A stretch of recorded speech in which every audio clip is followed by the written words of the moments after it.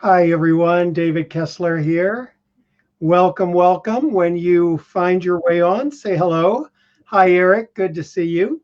Hi, David. How are you, sir? Good. I'm so glad you could join me and join us today. So thank you for being here. Thank you for inviting me. I appreciate it.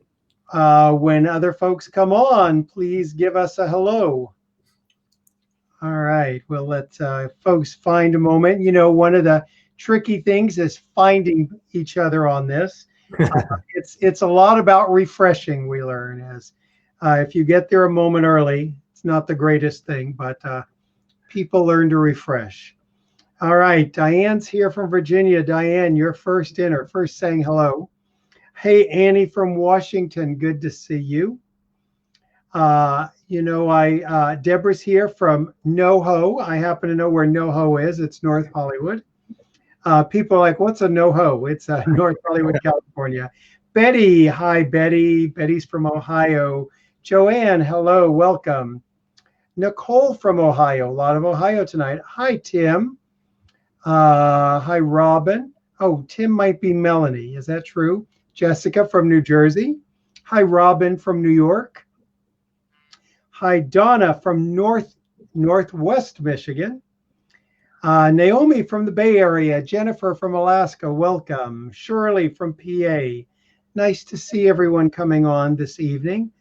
Let's see. Monica's from Seattle. Tina's from New York City. Tina says, Eric, I've listened to you before. Thank you for being here. Excellent. Thank you, Tina.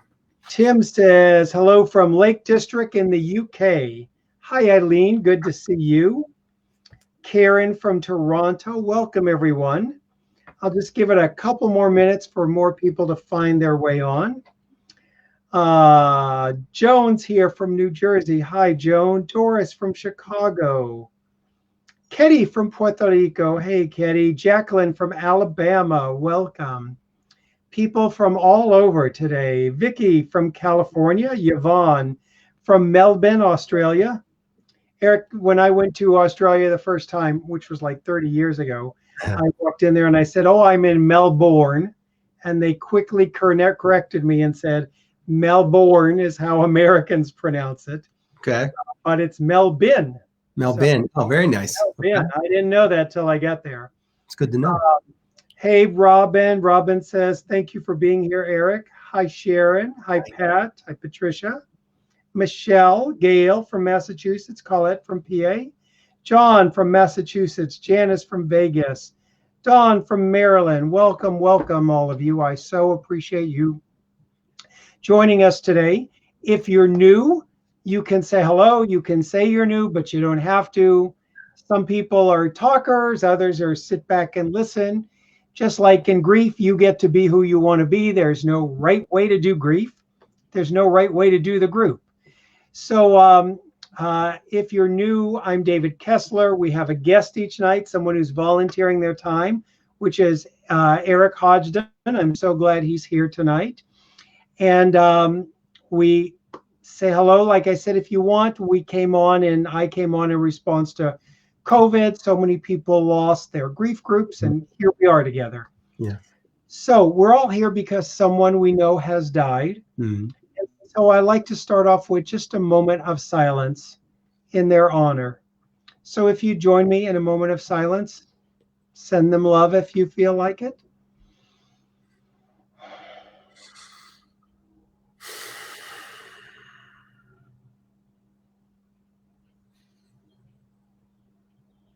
Thank you so much. So Eric, I would imagine for some you're a familiar face. Many might know you from being in option B and being a moderator there. Yes. And but you've got a whole another bigger story than that in your life. So if you could share with us how you unfortunately got into this world of grief. No, thank you, David. About 7.5 years ago, I was fighting for custody of my 15-year-old daughter, Zoe. She was struggling. She'd been hospitalized a few times. And by the end of the 4th hospitalization, I kind of thought that we were on a good trajectory. She was in a halfway house and she was able to stay there for most of the week, and then on the weekends come home and see me. And so one particular Saturday, I picked up Zoe and brought her back to my house, and she was upstairs listening to some music, burning her favorite jasmine incense, and she was applying this really cool henna tattoo on her hand. And I went up and asked her if she wanted to call some friends, and she's like, "Nah, I really don't have any, Dad." And I said, "Well, you want to cook something to eat then?" And she's like, she was all over that. And while we were cleaning up, she said, "I think I'm going to go to bed, Dad. I'm tired. I love you, pumpkins. I love you too, Dad." I went back to my computer to do some work, and then I went upstairs a little while later to say goodnight. And when I opened Zoe's bedroom door, I found her. And I called 911. About 5 days later, 900 people came to Zoe's wake. It was surreal, as I'm sure that you can imagine. One of her friends, Kelly, came up and she was just sobbing and couldn't say anything. And all I could do was hug her and say, "It's going to be okay, sweetie, because Zoe would want you to remember all those good times that you had together, right?" And another friend, Sarah, came up and said, "I'm so sorry, Mr. Hodgdon. Zoe was so nice to me and she was always smiling. I don't get it." And all I could do was shake my head and go, "I don't get it either, sweetie, but it's going to be okay." And as more and more people came up to share stories of Zoe with me, to tell me how much she impacted them, inspired them, and gave them hope, and to tell me that they were sorry for my loss, I was sorry for their loss because I knew we were all going to be missing. And I don't remember a single word that was said at the funeral. I will remember the audible click of the casket cover as it was closed for the final time, and that just stays with you. I know people handle death in different ways. For some, it's too unbelievable to be believable, right? For others, it's almost as if it's a relief because they had been sick for a long time. I was in this fog. I was numb. I call it the blur, David, where I couldn't eat. I couldn't sleep. I had phantom pains in my body that I couldn't explain where they came from. And it took me a long time for things to settle in because I felt like I was stuck in a survival mode. I wanted to know why. Why did this have to happen? I was afraid of what was going to happen next. And very much like anybody else who has lost a loved one, you're standing at this edge of this abyss that you were placed there without your permission. And it's scary. It's really scary. And so trying to traverse that abyss, that darkness, not sure of what's going to be happening in the future, or how you're going to be, without that person. How can I continue to live when she's not here anymore? And so there's so many questions that we ask, and it takes a long time. There is no timeline for your grief. And there are people that step in and step out of your life that want to help or supposedly help. And there's others that step back from your life who you hoped would stay with you. But I think that this is a journey that we have to lead ourselves through. No one can do this for us. And as hard as it is, as difficult as it is, I only wish that I had some sort of knowledge of what to expect in grief. Because I've lost relationships, I've lost jobs, I've lost a wallet. That is nothing in comparison to enduring the loss of a loved one. And I think everybody that's on this call tonight can understand that I think that this is a club that, as they say, this is a club nobody wants to be a part of, right? The newsletter, nobody wants the newsletter. But there are some things that do emerge as you start to, for yourself, emerge from the grief. You reconnect with life in a different way. You can remain in survival mode if you want to. A lot of people do, and that's okay. but there are ways to actually live beyond your loss and honor not only your loved one, but yourself, because that counts too. And I think that it's really challenging when you're in the abyss because of the fog and the blur, and you're not sure which direction to go, and you can't see much. You can't see in front of you. And so how do you light your way through the abyss and have, for lack of a better term, faith that on the other side of the abyss, there's going to be something that is better than where you are right then and there. And so I think, it's so important to reconnect with your with love of yourself, love of others, love of life. And I think that's what pulls you up and out of the abyss. And that takes time.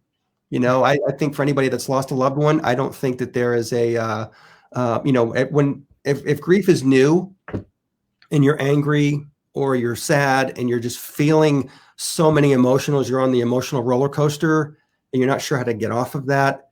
The last thing you're thinking about is feeling better, because all you feel is just the pain, the weight of this grief. And so the one thing I love about your group and others is that there's others that have been through that get it. Like, this is the place you come when you need to connect with somebody who's lost a loved one. And so I hope that helps a little bit, David. It does. Thank you so much for sharing your story and Zoe's story. And thank you. So many things I can connect with.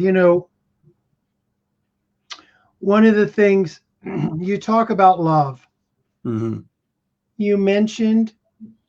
You said to Zoe, do you want to call a friend? Yes. She said, I don't have any. My younger son, I would say one of the challenges I felt is I knew he did not feel loved. Mm-hmm. And I had that, not from me, not from close, but just, like younger peer. And just like you, I had the experience of being at his funeral and going, how does someone not feel loved when there's so much love? Mm-hmm. And it's a heartbreaking thing to see. Yes. And at the same time, I also think about when you say one of the things that helps us is love. Yes. I also think about how much of us, how often do we not let the love in that's there? Right. It's easy to look at them and go, can you believe they didn't let the love in? Mm-hmm. How are we doing with that? True. No, it's true. On this journey, I think that we armor up in a lot of ways. When we are in grief, we are like an exposed nerve. The slightest thing can upset us. If we hear something that remotely sounds like our loved one's name, or we see somebody walking down the street that looks like them and it takes you back, how do you feel like you can reconnect with love? It's almost like you actually go to default, which is anger. Like, wait a minute, they should be here. This is crap. They should be here. And so how do we reconnect with that love? And I think that's where I think the time is important. And it's also about kind of going internally and looking at what you need in the moment, and what you need, not only from a minute to minute basis, but sometimes an hour to hour basis or day to day. And eventually you do start to reconnect with certain things in your life. Now, if you're feeling guilty about the love, that you can't share that love with the person anymore because they're not here, or you didn't get a chance to say goodbye and you should have said something to them beforehand, maybe that would have changed the trajectory of them still being here. The guilt can definitely weigh you down as well. So that we put up this armor in front of us that blocks us from accepting that love. Love is ever abundant. It's with us. It's with us the day we're born and through everything we go through in life. And if we look at some of the examples of those other difficult times that we've experienced in life, what's pulled us out of that has been some sort of resolution. We've let go of something we let go of something the way that it's supposed to look, or the way we thought it was supposed to look. And so, but if we can open ourselves up to the ever abundance of love, and that might start with ourselves, then we can actually find a way to reconnect with the world and the people around us in a different way. It's not as though you're remaining vulnerable. You're building strength. There's strength in that love. When people show up to your house at the funeral, for the wake and the reception and all of that, they're there because that's the best way that they can show love for you. And you're not feeling much of that because you're just, what just happened? Right. So, but after a while, when you have a chance to try to process some of these questions that you have, right, when you can try to be gentle with yourself and give yourself permission to figure something out that doesn't belong to somebody else's agenda, but rather give yourself permission to feel what you need to feel and go at the pace you need to go at. And eventually love will show up again. That's a long way around to that. No, it's great, Eric. So a question that someone posts, I'm just curious how you would answer this. Yes. What do you do when people stop calling? Oh, that's a great question. And it's a great question because I've experienced that as well. I had some very good friends that I think were very scared after I lost Zoe. They were, they thought that I was probably going to be not dumping on them, but, oh, I lost Zoe. Oh, I lost Zoe. And I really just needed somebody to kind of be with me. And when they don't call anymore, I think that in life, we have moments when there are people that can't go with us on the journey anymore. Right. And so it's not as though we hate, I don't hate anybody for stepping back. I just realized that made room for different people to come into my life. And that's exactly what happened.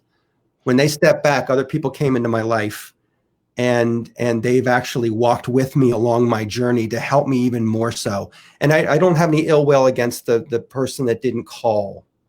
We're actually in communication, so they're still friends. I'm just not as close to them as I was before.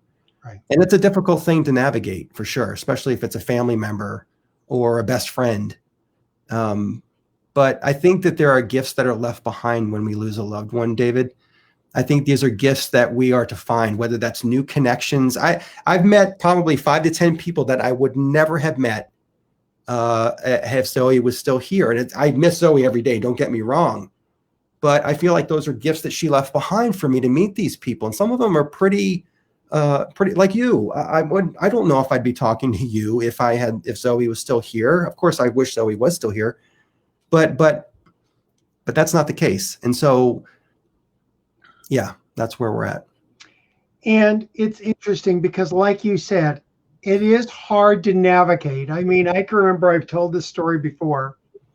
3 years after my son died, I'm at a very public event, and just like people are talking about, there's someone never heard from, knew my son, never heard from him, knew me, etc. At this public event, I'm there with 2 close friends. This person walks up to me and says, David, I haven't reached out, and I just want to say how sorry I am about the loss of your son, David. And I went, thank you for saying that.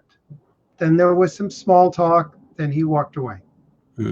Friend to my left goes, how courageous.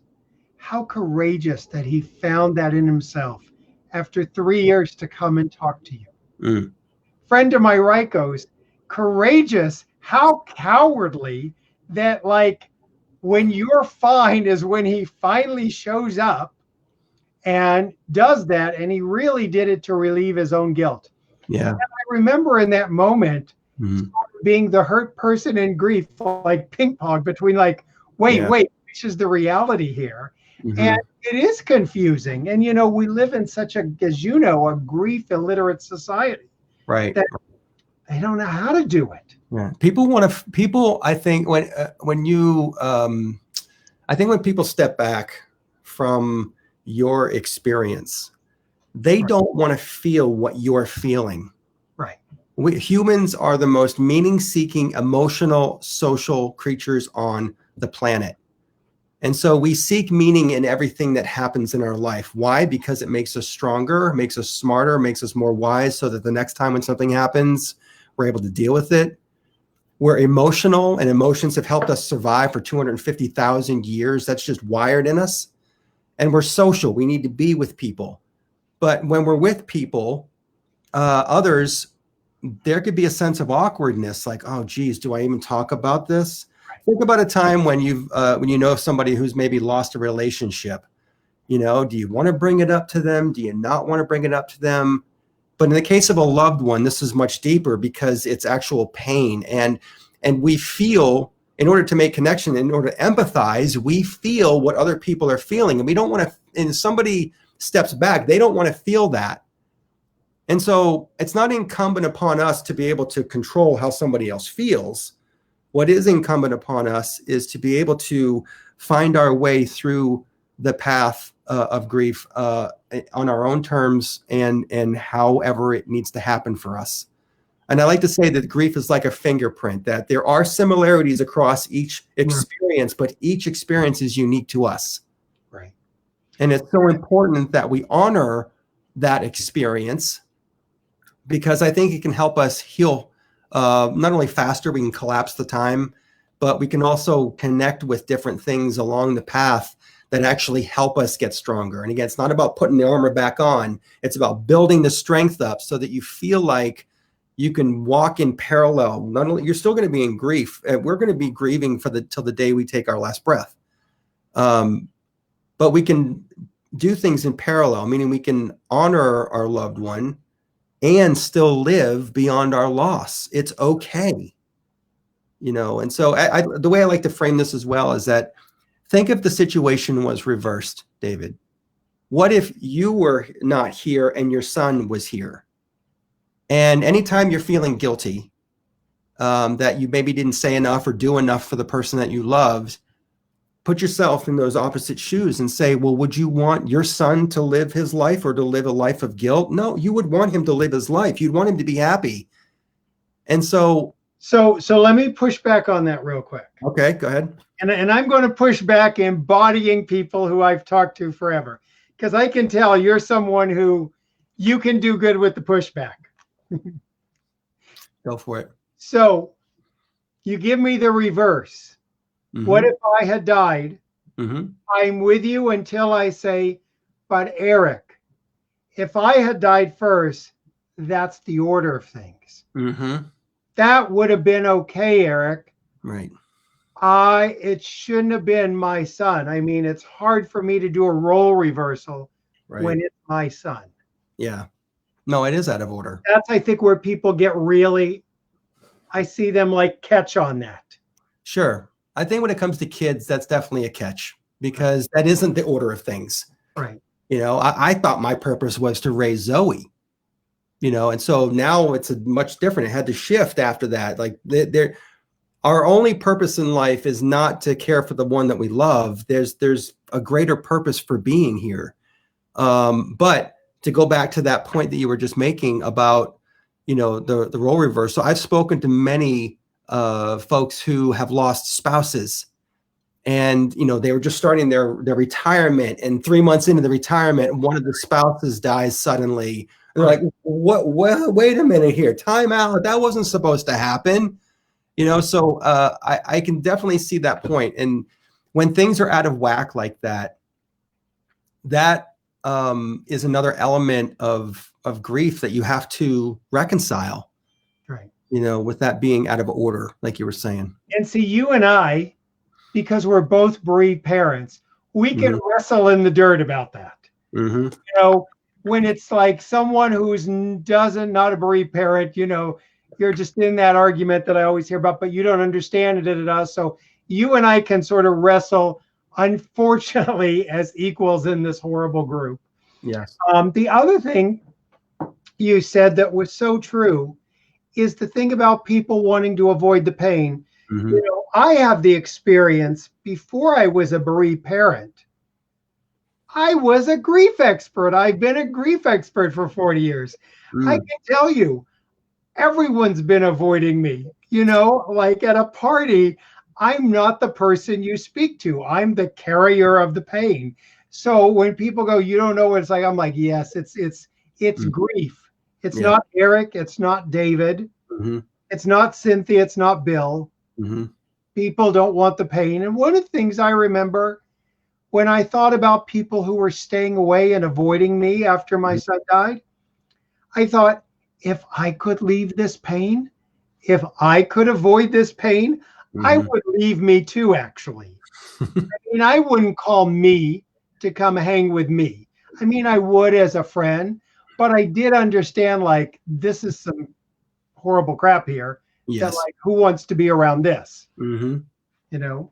Yeah. I think, I think one of the things that happened very early on was that because Zoe was hospitalized, she had a lot of hospital friends. I have never met a more connected group of people than her friends that she made when she was hospitalized.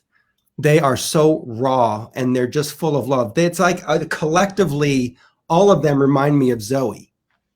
And so when we have those moments when we're trying to figure out how to move forward, very early on with Zoe, it was focusing on her friends. They're looking at me like, what the heck do we do with this? Right. And one of her friends, her name was Beth, and Beth came to me probably about 2 weeks after Zoe died, and she made this nice little cute little tin that had little notes and little trinkets in it and little dried rose and a little piece of rose scented soap and all these little things in it, little pieces of candy. And there's a little note folded up in there, but she wanted me to leave that at Zoe's resting place. And I'd be honest with you, I kept it. I didn't bring it over to the resting place because I just thought it was so special. I didn't want it to kind of disappear or rust and all that. But she shared with me that she had been contemplating taking her life as well. And when she saw that Zoe took her life and she saw how hard it was for my family and all of the rest of her friends to kind of deal with that, she backed off of that. She backed off of it and said, I don't want that. I actually am making a decision. I'm choosing to survive my life and figure it out. And I couldn't have been more proud of her. I wasn't, this was 2 weeks after Zoe died. That's why these kids are so connected to truth. And while, yes, they're struggling throughout their teen years, we can learn a lot from them. And for her to be that clear, for her to be that open and vulnerable with a person who just lost his daughter 2 weeks beforehand, I welcomed that. I felt so connected to her after that discussion. And we still are in touch today, almost 7 years later. So I just think there are those gifts that show up in this form of people and friends. And I just feel like there's so many things that have kind of happened along the way on my journey, at least that I kind of had to be open to that happening as well, and however somebody processes their grief, it's up to them. Like, I can't step in your shoes and say, David, you got to deal with this boom, boom, boom, boom, boom on this timeline. You might tell me to go pound sand. It's not going to work. Right. And so, but I think, again, being available to be able to just, I'd say go with the flow, but be able to move through the grief. That there actually is a unique flow to all of our grief. And it is sort of go with, I have to go with David's unique flow. I actually can't go with Eric's unique flow. Mm-hmm. And we can't go with Sharon's unique flow, So, Eric, talk to me about this.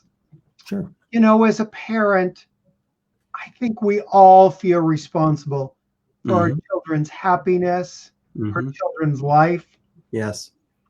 And I think also, not only as a dad, but you have watched people in groups. Mm-hmm.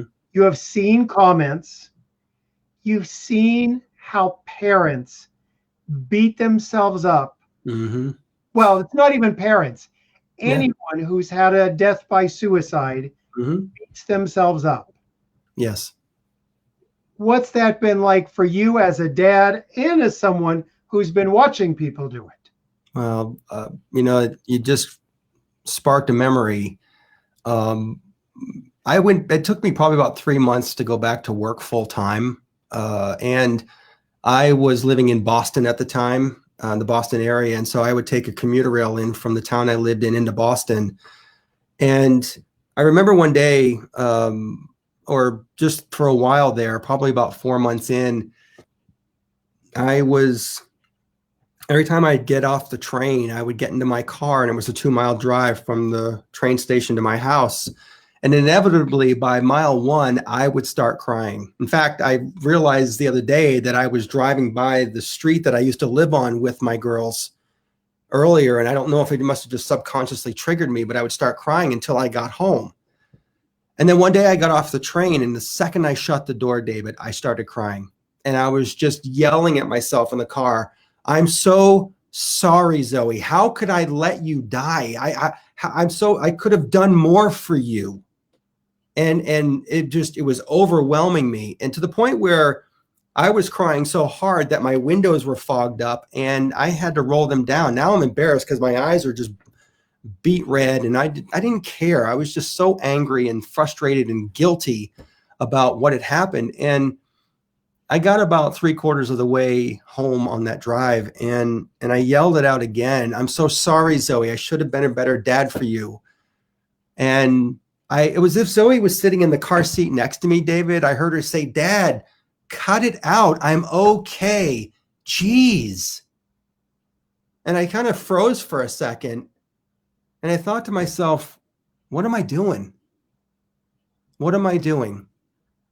It probably within the next 24 to 48 hours, I had to go through a process where I had to forgive myself that I did do everything I possibly could for Zoe, that I said everything I possibly could. But it went a little bit further than that, David. I had to also forgive her for taking her life, because I was holding on to that as well. And so that created a release of being able to kind of look at this holistically and know that there's nothing that we can do to turn the clock back. But we certainly have the capacity to reframe our regrets, and so that we can actually, as I was saying a little bit earlier, we can actually walk in parallel to honor not only our loved one, but also ourselves, because that does count as well. And if we discount that, if we're just remain guilty, we're going to be stuck for a long time. And I always go back to that whole role reversal thing, just as a reminder, because I know that if I had died and Zoe was still here, I certainly would be like, no, dude, go live, go do your thing. It's okay. We'll be reunited. I'm going to live the rest of my days, because when I see you again, I'm going to tell you about all the stuff that I've been doing. And you can tell me about all the stuff you've been doing. And so I don't know when that's going to be. I don't know if that's going to be tomorrow, next year, 20, 40, 50 years. I don't know. Right. But I'm still here, and I'm not done yet. As long as I've got a beating heart in my chest, I've got to keep going. If not for myself, for Zoe's friends, for other people who are struggling to get up and live beyond their loss as well. And so that's kind of like it's kind of taking that pain and turning it into purpose. Right. And so the guilt, it's brutal. I mean, it's really brutal, because there's nobody there. Our loved one isn't there to say it's okay. Right. So our brains make up the rest of part of the story. Right. We complete the story in our heads, and we're convinced that they're going to be angry with us for the rest of our days, when I don't know if that's true. Yeah. Obviously, we can't speak. We don't know. But so I think it comes down to making a choice of whether do we want to live in grief and guilt and survive this, or do we actually want to find a way to get up and live beyond the loss. Yeah. And, it is such a process. Mm-hmm. You think you sort of work through it, then, it's back, then it's back, then you think you've worked through it. It's interesting. I'll tell you where it comes up for me, and I become very aware of it. Mm. Once in a while, a friend will ask me for parenting advice. Ah, interesting.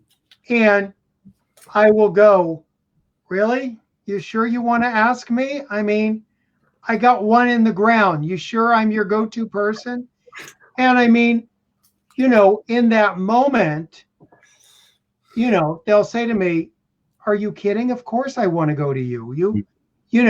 But I feel like, well, I'm disqualified from ever giving parenting advice with a dead child.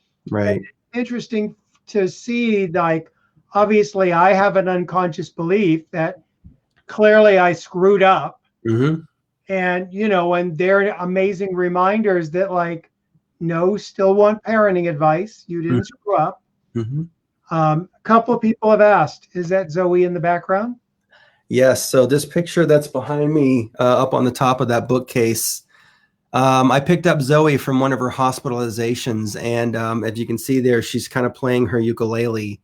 And I snapped a picture at a stoplight, and I just have absolutely adored that picture. In fact, there's a drawing that's next to it in black and white that one of her friends, Olivia, drew for me because of this picture up here in the days after Zoe died. And she gave that to me. One of her friends actually has that same drawing on his back as a tattoo.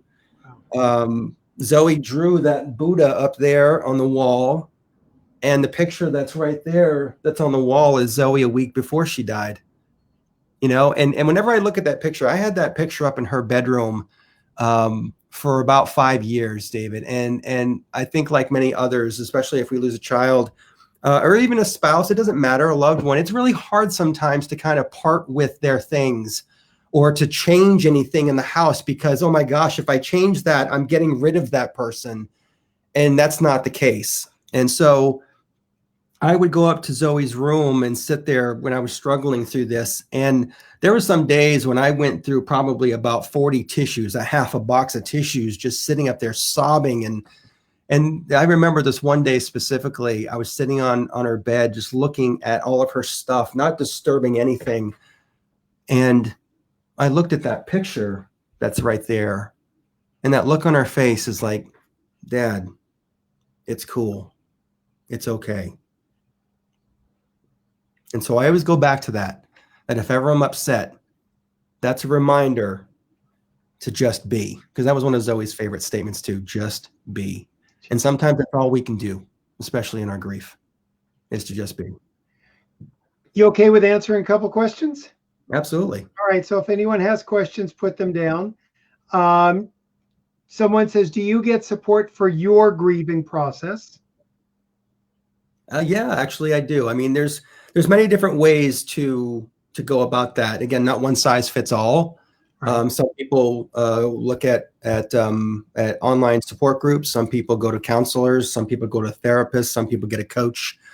I was in therapy to begin with before I lost Zoe, and my therapist helped out quite a bit. And I still see her from time to time, not so frequently, but she knows everything about my pre-Zoe dying and up to, after losing Zoe. And so I've been with her for 15 years. And so, yeah, I think that I still get counseling on my grief. I just actually spoke to a mentor a few months ago. I was stuck. I had just moved from Massachusetts to Maine here where I am now. And I don't know, when I got into this apartment, I kind of felt like I didn't belong here. And I was really missing Zoe. I was feeling a little bit of guilt because I had sold the house that we lived in, the house she died in, the house that I stayed in for 5 years after she died. And I was feeling pretty guilty about that. And I was struggling to try to figure out what to do next. And I remember having this conversation with this mentor. And she goes, and just like you did, David, she goes, look, I know I can say this to you, but what would it take to let Zoe go? Oh man, when she asked that, I was so angry. Like, what do you mean let her go? I actually, the question didn't even register in my head. What do you mean let her go? I can't let her go. And she's like, no, just work with me on this. What would happen if you let Zoe go? And I thought about it, and I'm losing my mind because I know if I say it, I'm going to start crying. And I said, I would feel like there is a massive gap there. And she's like, dude, the gap already exists. And I was like, oh, right. It just hit me like a ton of bricks. Right. And so she gave me a second to compose myself. And she said, but tell me, Eric, what would it look like to fill that gap with something different? Like, what would you fill that gap with? And I didn't hesitate on this answer. And I said, geez, I would be focusing on others. I would be traveling. I would go out and do some things that I wanted to do for a long time. I would, book that trip that I wanted to take. And I would take up a new hobby of photography or writing and all these things. And she let me ramble for about 30 seconds on it because I was just listing things after things. And she's like, that's it, Eric. That's the key. That's what fills the gap. And she goes, what is the underlying feeling for all of that? And I'm going to go back to this because we had this at the beginning of this conversation, but it was all going back to love, right? Love of life, love of reconnecting with everything around you that matters in your life. It's not just focusing on what was, it is being grateful for what is in your life right now as well. And that's okay. I'm not suggesting that you, I didn't feel like I was throwing Zoe away either, by the way. Yes, initially it felt like the gap was going to be there, that I'd be kind of letting her go and that would be the end of it. But that's not the case. Love never dies. I love Zoe as much as I did the day she was born. And that I am so proud. I was scared about that when she died. I was like, oh my God, like, am I going to forget about her? Am I going to just eventually, is she going to fade away from my memories? No, that does not happen. Right. In fact, I think the love grows, maybe because we miss them so much. You know what I think some of that is? I have an older son, and my older son, lived past 21 and 22 and 23 and 24 and 20. I am unhappy when he needs to go out into the world and I try to hang on too tight. And I had to realize, the same way with my father and probably his father before him, you have to let go. Yes. And not hang on too tight. Yes. I think when people in grief hear the words let go, we're like, are you kidding? Right. And now you want me to let go? Right. And I think it's about, we can love them more if we don't hang on so tightly. Exactly. Yeah. And that's, I think it's hard to do in death. It is. It absolutely is. Because it's just as a parent, you want to protect your kids. Right.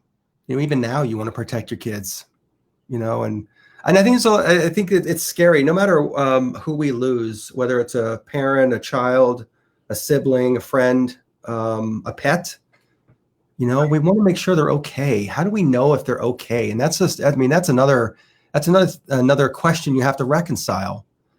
And I think that we have a choice there to make on that as well. And again, that takes time. I'm not suggesting that you snap your fingers and okay, I'm there, but it's a choice to make whether, what we focus on.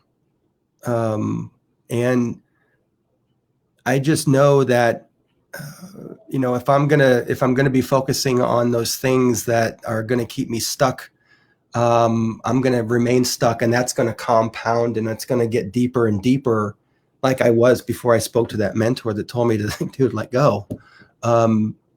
But when I focus on a different choices, different decisions, different methodology of life, and what that means to me right now, I find that I can actually thrive and still grieve, and still keep Zoe close to my heart, as she always will be. That she's never going to truly leave. It's just energy doesn't die either. And so, yeah, I mean, there's so many aspects to this that are just, it's fascinating and scary and sad and all of that at the same time. It's interesting, that question about, is Zoe okay? Mm-hmm. Is our husband who died okay? Is our wife who died okay? Mm-hmm. And I think there is with work, with attending to your own grief, with being present for your own grief, Mm-hmm. a lot of people get to the place where they feel like their loved one is okay. Mm-hmm. The harder work is, can Eric be okay? Can David be okay? Yeah. Can Sue be okay? It really is your question of, is it okay to live beyond loss? Mm-hmm. Yeah, that is a tough question. I remember I probably about 8 or 9 months after Zoe died, I had a particularly rough day at work. And I asked my boss if I could leave early. They were great. I'm so grateful for the company because they just said, hey, look, if you got to go, you got to go. And so I walked from work to the commuter rail. And when I got on the commuter, it was really busy. It was loud. And I wanted to connect with Zoe so bad because it was actually just like it was a combination of a flashback that she wasn't there with a sudden, oh my gosh, she's not here. And I wanted to connect with her. And so instead of not panicking about it, but getting really upset about it, I closed my eyes on the train and I wanted to imagine an incredibly peaceful place. Like, where would that be? If I could close my eyes and open up my mind's eye and look, what would show up? And what showed up for me was a high elevation lake. And I began to look around through my mind's eye, like what this lake looked like. There was a mountain on the other side of the water. The sun was setting behind the mountain. It was like a deep purple to a pink to a yellow, and the rays were kind of coming out from behind the mountain. And the lake was like a sheet of glass. And I was looking down at my feet, and I could see rocks on the ground on the shore. And I look up and over to my left, and Zoe's coming to me. And she's wearing a long, flowing dress that's the same colors as the sky. Her hair is the same green that it was, and it was pulled back in a beautiful bun. And I looked at her and I said to her in this, I don't even know if it's a meditation or just a dream. I wasn't asleep, but I said, Zoe, are you okay? And the first thing she said to me is like, Dad, I am more than okay. And I was like, oh, right. And we had a little bit more of a conversation, but she kept on telling me that, look, Dad, if you need to come back here, you can come back here. I'll always be here. There's no time and space where I am. And I'm just, I could actually feel that, that no strain energy from her. Like everything was just copacetic with where she was and how she was and what she was feeling. She had clarity on so many things that I'm not privy to because I'm still here. But I thought it was a beautiful connection, and it kind of reaffirmed to me that she's okay. But that's what worked for me in terms of making that. And so that's how I reconcile that she's okay. I don't know if that helps anybody or not. Yeah, it's fascinating. I think in time we all find those things, Mm-hmm. and they just come when they come. Yes. It's interesting. When I was doing the book Finding Meaning, there was a couple. I love what they said. The wife was dying, Mm-hmm. and they'd been married for 40, 50 years. Mm-hmm. And they were just so both heartbroken about being separated. It wasn't about death. It was about a separation. Yes. And then as the wife got close to death, she became fine and at Mhm. peace. And the husband was like, wow, why are you okay? What's changed? And she said, I realized, this is like the day she died, Mm. said, I realized I'm going to a place where you already are. Wow. And it's like, wait, what? Yeah. What? Like, what? Mm. Wait, what? Could we be there and here? What? Yeah. It was like, well, all right, well, that's a conundrum to think about. That's interesting because I know recently I've been thinking about this, that maybe there's a part of our soul that is not here, that, we're connected, that we have eyes and we have limbs and some of us have hair.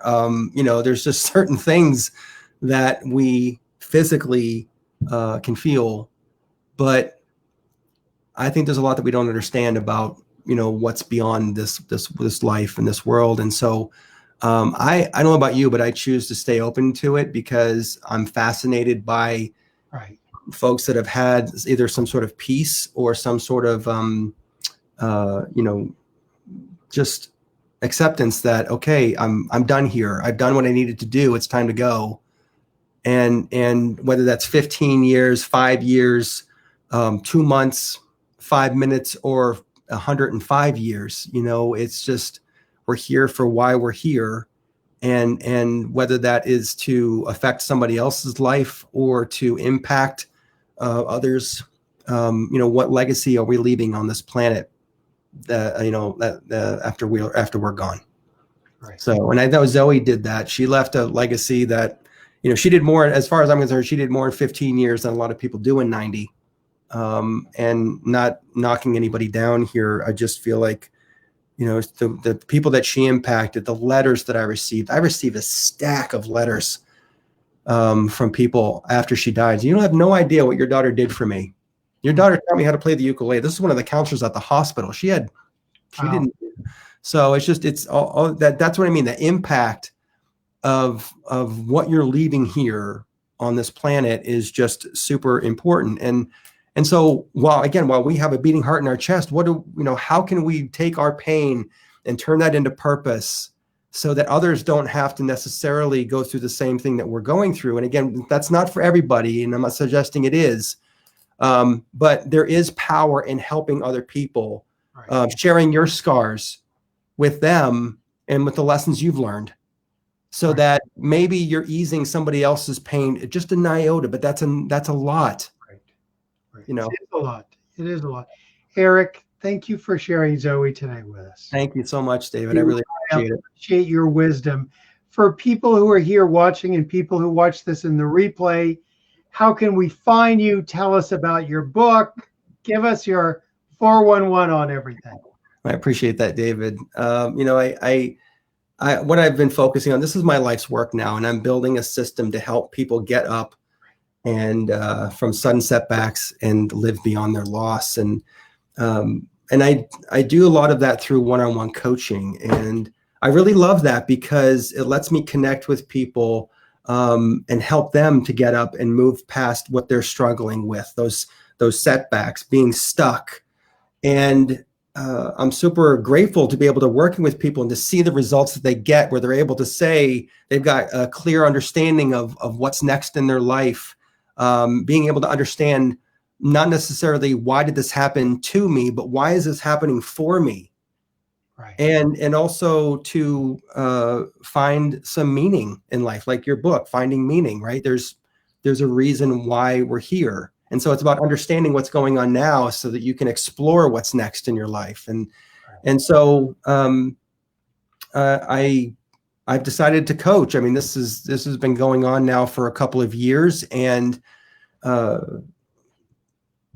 I only wish I had a coach when I lost Zoe. And so what I've done is I've set up a coaching program. I call it Pathway Coaching Program, and you can go to erichodgdon.com/personal-coaching, and you can everything is there in terms of what I do. And I wrote a book a couple of years ago called A Sherpa Named Zoe, which is available on Amazon.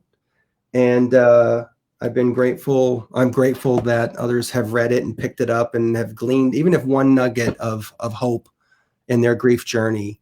I've just been super grateful that that's happened. So, but I really appreciate spending the time with you tonight. You asked wonderful questions, David, and I hope it helped your audience to gain just one more, again, iota of hope that their grief journey is not forever, and it is possible to get up. I can tell you it did. I'm seeing lots of comments. So absolutely. So thank you for being here. I really appreciate it. Stick around for a minute. For those of you who are here or watching it in the replay, if you're new, this is what we do. We have lots of different voices in grief. We're going to have Maria Kuban-Weitzel is going to be on, actually with her therapist. We haven't done that before, on the death of her spouse and how she has dealt with the grief. We're going to have Natasha Wagner come on and talk about the death of her mother, actress Natalie Wood. Joan Borensenko is coming on. If you know someone isolated in grief, please let them know about the group. We're here. I love that you post when you're having a bad day. I love that you post when you're having a good day. Yeah. I'm only here a little bit during the day. The rest of the time, you are all supporting each other so wonderfully. Yeah. And it warms my heart to see it. So thank you for that. And I will see you all soon. Thank you, Eric. Thank you. Take care. Thank you.